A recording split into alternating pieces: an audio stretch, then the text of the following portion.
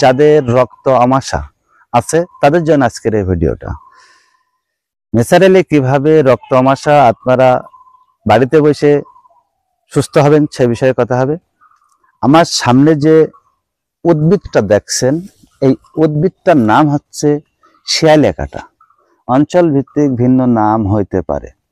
আর এই শিয়ালে কাঁটার দেখছেন এই ফলটা যখন পরিপূর্ণ হয়, অনেক বড় হয়, এবং বড় হওয়ার পরে দেখবেন এর ভিতরে ঠিক সরিষার দানার মতন দানা হয়।